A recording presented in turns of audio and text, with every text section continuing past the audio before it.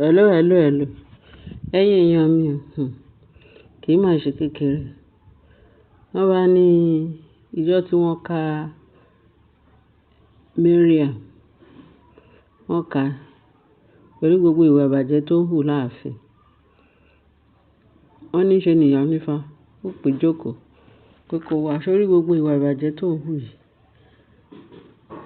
Wọ́n sọ fún ẹ pé ó máa lẹ́yìn. Pé bẹ́ẹ̀ náà ni wọ́n sọ pé kó lọ gbé ìlú tó bẹ̀rẹ̀ sí ní ìlú ní ọ̀gànjọ́ òru tó ń ṣe gbá tó ń ṣàwo. Pé ìlú tán ló lù yẹn pé wọ́n kàn fi fún ẹ ní warning. Pé wọ́n ti sọ pé ikú nìgbẹ̀yìn ẹ o. Ẹni tó bá rí Naomi tó sọ pé òun fẹ́ máa bá Naomi máa ṣe, òun fẹ́ máa bá Naomi máa compete láàfin. Gbogbo tí eléyà gbé gbá á ní Naomi, á gbé tọ̀ wọ́n á ní Naomi.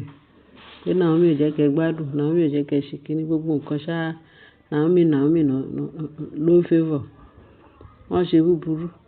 Àwọn làwọn ṣe, wọ́n ṣe dáadáa wọ́n ní Naomi ni. Pé kí ló dé?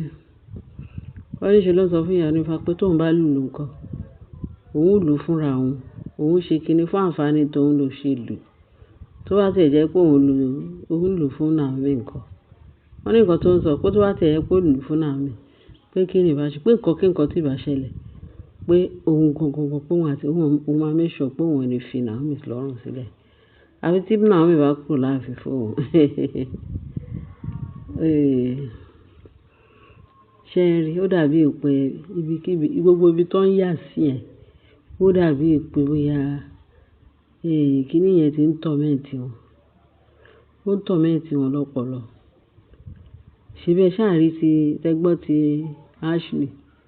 Wọ́n ní Ashley tó lọ sí odò, ó lọ pé òrìṣà odò pé kó wá bá òun deal pẹ̀lú Naomi. Tó gbogbo ètò tó ṣe, gbogbo ètùtù tó ṣe. Wọ́n ló bó ṣe dódò báyìí, ó bẹ̀rẹ̀ sí ní ṣe ètùtù. Ó ṣe ètùtù ló porí Naomi. Pé kí gbogbo àwọn òrìṣà odò wá gbé òun níjà. Naomi ṣe gbá. Ó wá gbọ́kọ òun, ó tún fi ìyà jẹ òun. Kò sí nǹkan tó mọ̀ gbé láàfin. Tó bá gbé gbá Naomi, tó bá gbé tọ̀ wọ́n ní òun mọ̀ ṣe. Àfi Naomi nìkan ló mọ̀ ṣe. Ló bá pe òrìṣà odò pé kó wá pẹ̀lẹ́kún pẹ̀lú gẹ́gẹ́ bá ṣe gbọ́. Wọ́n ní bó ti ó pé kíkan ní ṣá. Kò tí ìyà tí òrìṣà odò tó yẹ kó dá lóhùn. Kò tí òrìṣà odò tí ì ṣetán láti dá lóhùn. Ó wò jẹ́ pé àwọn even gan. Ṣé rí àwọn òrìṣà àwọn yẹn tó ń sìn àti àfi Ọlọ́run wà. Gbogbo Ọlọ́run náà rè. Wọ́n ní gbogbo nǹkan tó Ọlọ́run dá sí ilé ayé yìí pé dáradára ni. Èṣù ló kàn lọ turn gbogbo ẹ̀ upside down pé kán wá sin òun. Pé kán má dá Ọlọ́run lóhùn jàre, kán wá sin òun. Òun lérè nínú, òun máa ṣe gbá, òun máa ṣe. Wọ́n dẹ̀ mọ̀ wípé èṣù dẹ̀ mọ̀ wípé gbogbo nǹkan tiẹ̀ counterfeit ni. Ó kàn wọ ẹni tó máa tàn jẹ ni. Ó dódò wá bẹ̀rẹ̀ sí ní pariwo kí Naomi ṣe gbá. Naomi pé káwọn òrìṣà odò wá help òun. Kán bá òun lọ jà fún Naomi. Kán wá gbèjà òun. Kán lọ bá Naomi jà. Kí Ògúnjàre tó, wọ́n lò Ògúndàre. Ògúnjayé jàre, wọ́n lò Ògúnjayé kàn. Ló wá dá lóhùn. Wọ́n ló fẹ́ atẹ́gùn iná sí lára.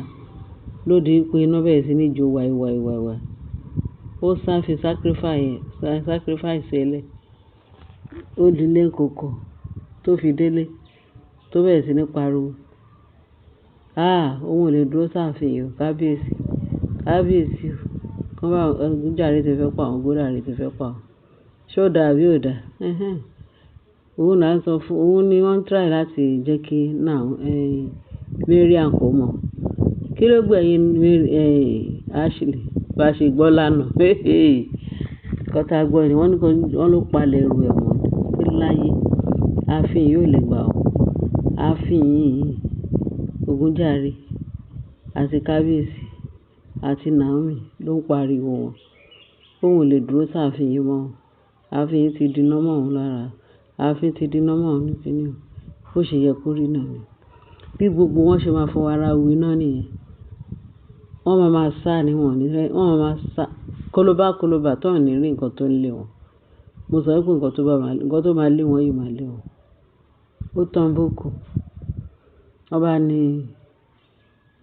Mary àwọn sọ pé kò sí pé òun àmísọ̀ pé òun máa bá Naomi fà kínní kan. Wọ́n ní eṣinṣin tó bá kọjá ààyè ẹ̀ tó bẹ̀rẹ̀ mọ́ wọn rẹ̀ ṣùgbọ́n máa bá pósí lọ sínú sàárè òun lọ̀rọ̀ wọn. Wọ́n làwọn ò ní gbọ́ ẹ kán kọ̀ntínú. So wọ́n ní Mary àwọn wọ́n ní wọ́n lérí ló léka pé òun kẹ̀ òun ò ní dẹ̀yìn lẹ́yìn Naomi o. Òun ò ní ṣe gbá òun ò ní ṣàwò àfi kí òun rí ìgbẹ̀yìn Naomi. Láyé fábàdà àlá tí ò lè ṣẹ. Gbogbo ẹnikẹ́ni tó sọ pé òun ò ní jẹ́ kí Naomi dúró sílé ọkọ ẹ̀ láàfin lágbára Kristi. Naomi ló máa rí ìgbẹ̀yìn wọn. Iṣẹ́ àwọn ló máa rí ẹ̀yìn Naomi. Nítorí Naomi wà nílé ọkọ ẹ̀ jẹ́jẹ́ lẹ wá bá. Ẹ fi ilé ọkọ tí yín lẹ̀ ẹ dálé yín rú. Ẹ wá rò pé bóyá ẹ fẹ́ wá dálé Naomi rú. Kò jọ́ Ọlọ́run ò ní ever gbà fún yín. Ó ń gba irú nǹkan bẹ́ẹ̀ yẹn. Ọlọ́run tiẹ̀ ti stamp ẹ̀ pé láyé pé kò sí anybody tó lè ba iṣẹ́ òun jẹ́ àfi kó tọ̀ kó ba iṣẹ́ ara ẹ̀ jẹ́ ni. Ọlọ́run dúró dè wọ́n gidigba lórí Naomi. Anybody bá ta fẹ́lẹ́fẹ́lẹ́ gbogbo agbára wọn Ọlọ́run ti paralyze. Gbogbo bọ́n ṣe ń lérí lẹ́ka báwọn fẹ́ ṣe kíni. Ẹ ń bọ́ Ọlọ́run lérí ni. Níbo lẹ ti rí téèyàn ń bọ́ Ọlọ́run lérí? Kó ń tàn fi rẹ̀ ìṣẹ̀lẹ̀ yà ni. Gbogbo wọn ṣàṣọ pé wọ́n ní kí ni ìtumọ̀ kí ni ìwúrí wọn kí ẹ fẹ́ fi tipátipá ẹ fẹ́ fi máa lá ọbẹ̀ gbóná ó máa jó yín lẹ́nu ni ẹ̀yin oníṣẹ́ ìkà wọ̀nyí. Ẹ wá ní kí lẹ fẹ́ fi bá Naomi ó dúró dùn sí ẹ̀ jẹ́jẹ́ ilé ọkọ ẹ̀ àárọ̀ ló wà ẹ̀ ẹ̀rẹ̀ lẹ́fẹ́ lè kúrò. Ṣé òun ló kó bá yín tẹ́ fi léra yín kúrò nílé ọkọ tí yín? Kì í ṣe bẹ́ẹ̀ ṣe léra yín kúrò nílé ọkọ yín nìkan kẹsọ pé fẹ́ bá Naomi lé ẹ wá lé Naomi nílé ọkọ tiẹ̀. Ibi tọ́lọ́run ti máa farabalẹ̀ fìyà jẹ yín gbogbo ẹ̀yin tẹ̀ ń ṣiṣẹ́ ibi. Tẹ́ni àfikún ẹ̀ ní dẹ̀yìn lẹ́yìn Naomi àfi kí Naomi lọ fún yín torí ilé ọkọ yín. Ta ló fún yín ní ọkọ òfò? Ẹ kúrò nílé ọkọ Naomi kẹ́ gbọ́ná lé ọkọ yín lọ. Ẹ gbọ́ná lé ọkọ yín lọ. Kí ló dé? Kí ló dé tí ẹ̀ jẹ́ kí Naomi gbádùn? Ẹ jẹ́ ya tètè padà síbi tẹ́ tí ń bọ̀ kógun jayé tó pa yín dànù. Ẹ̀yin èèyàn mi wọ́n mà ní Mary à ń lérí o. Báfi tóun bá gbé àfi tí tóun bá rí ẹ̀yìn Naomi ẹ bá gba àdúrà. Ẹ bá túbọ̀ máa rántí Naomi nínú àdúrà. Àlá tí ò lè ṣẹ nìyẹn o. Lórúkọ Jésù. Sátánì àtàwọn ọmọ ogun wọn lè rọ́wọ́ mú lórí Naomi. Olúwa ṣeun pé Naomi gan òun àtàwọn ọmọ ogun ọ̀run lọ́jọ́ wá sáàfin. Àwọn ogun ọ̀run wọ́n ń gbé lẹ́yìn wọ́n ń gbé níjà. Ẹ jẹ́ kó máa bá ṣẹ́ lọ kó máa bá lọ. Bí Naomi ló lágbára ni o. Bí àwọn náà lágbára o. Bí Jésù ni o. Ẹ jẹ́ a ti pàlù fún yín náà. Gbogbo ẹ̀yin tẹ̀ ń lérí fún Naomi pàfi kẹgbẹ́ ẹ fẹ́ rẹ́yìn ẹ̀yin lè máa rẹ́yìn Naomi láàfin ó padà sí lẹ́nu. Ìgbà tí Naomi ń bọ̀ ṣe fi pé Naomi lásán ló bọ̀. Naomi nìkan kọ́ ló wà o. Òun àtàwọn ogun ọ̀run àtàwọn áńgẹ́lì lọ́jọ́ wà láàfin bíbá. Ṣé rí bí Naomi ṣe ń ṣe ṣìkàṣìkà? Agbára Naomi ṣe ṣìkàṣìkà. Ẹ ṣe tán ẹ ní Naomi ṣoògùn. Ẹ jẹ́ ya tètè bẹ̀rẹ̀ sí ní máa bẹ Naomi kó fún yín ní agbára tó ń lò. Kí gbogbo yín kẹjọ máa fi ìfigagbága. Ṣùgbọ́n tó wá pa agbára tí yín yẹn nìkan lẹ gbẹ́kẹ̀lé. Tẹ́ ẹ bá lọ tọrọ ọrú agbára tí Naomi ń lò. Ẹ ti ṣubú dànù ọjọ́ ti pẹ́. Ẹ̀yin èèyàn mi o. Ẹ jọ̀ọ́ nítorí Ọlọ́run mo ní kí mo gbọ́ eléyìí ó ṣe ló ká mi lára. Pé láti ibo sí ibo náà fẹ́ bá Naomi máa compete.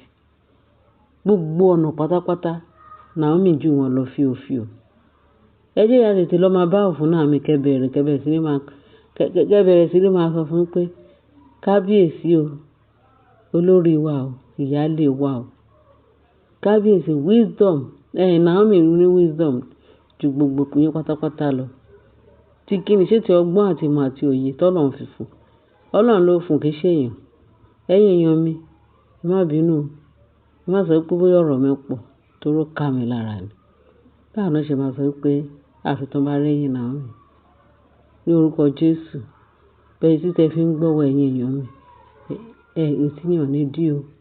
Agbára Kristi ẹ̀ ní fi gbọ́nú bànújẹ́ o. Ayọ̀ lẹ́ fi máa rí o. Máa gbọ́ o. Ọwọ́ tẹ fi ń bá mi subscribe. Ọwọ́ yẹn Jésù á túbọ̀ súre fún. Ẹ fi máa gbé nǹkan rere ṣe láyé yín ní orúkọ Jésù Olúwa wa. Àmín. Ẹ bá share, kẹ́ bá like, kẹ́ bá túbọ̀ máa fi tókù sí comment section. Jésù Olúwa wa. Amen. Ẹ ṣé gan bẹ́ẹ̀ ṣe ń tẹ́tí sí wa. Bye.